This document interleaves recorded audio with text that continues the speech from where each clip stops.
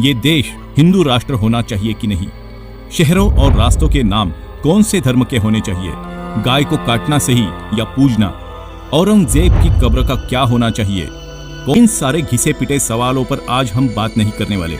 Internet पर आपको ऐसे हजारों वीडियोस मिल जाएंगे जिसमें इस बारे में काफी बहस हो चुकी है। आज हम सीधा पॉइंट पर आकर ये बात करेंगे कि आखिर इस नफरत की वजह क्या है और क्या है हमारे देश का भविष्य। आज हम हमारे देश में हिंदू और मुसलमान के बीच जो नफरत या तनाव का माहौल देख रहे हैं, ये कोई आज की बात नहीं, कई सालों से इस देश में यही माहौल रहा है। जैसे एक हिंदू अपने परिवार को चलाने के लिए काम करता है, नौकरी करता है, बिजनेस करता है, मेहनत करता है, पैसे कमाता है, बिल्कुल यही चीज एक मुसलमान भी करता है। जब चोट लगती है तो खून दोनों का लाल ही निकलता है, हिंदुओं का भगवा और मुसलमान का हरा नहीं निकलता।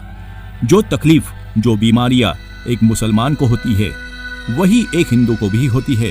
अगर दोनों के जीवन में इतनी समानताएं हैं, तो ऐसी कौन सी चीज है जो उनके दिल में एक दूसरे के लिए इतनी नफरत पैदा करती है? इसकी वजह ढूंढना इतनी आसान बात नहीं है जितनी लगती है। ये बात समझने के लिए हमें बिल्कुल इसकी जड़ तक जाना होगा।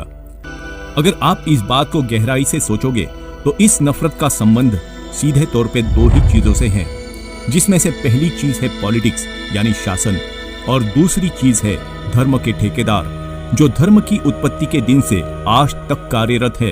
इसके पीछे प्रमुख दो ही कारण है। पहला कारण है मेजॉरिटी का वोट हासिल करना, और दूसरा कारण है कि असल मुद्दों से लोगों का ध्यान भटकाना। और दूसरी तरफ इन धर्म के ठेकेदारों ने भारत में इतनी ज्यादा नफरत और अंधविश्वास फैला के रखा है कि जिसकी कोई हद नहीं। आपको क्या लगता है वो ऐसा क्यों करते होंगे? इन लोगों के लिए भगवान, धर्म, ये सब ऊपर ऊपर की चीजें हैं। अगर आप इसकी जड़ तक पहुंचोगे तो आपको सिर्फ एक ही चीज मिलेगी, और वो है इकोनॉमिक्स, अर्थशास्त्र। ये सब होता है पैसों के लिए।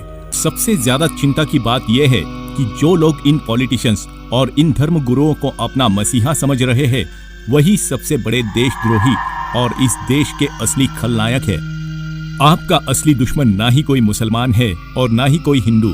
अगर आपका कोई असली दुश्मन है तो बस यही लोग जो नफरत फैला रहे हैं।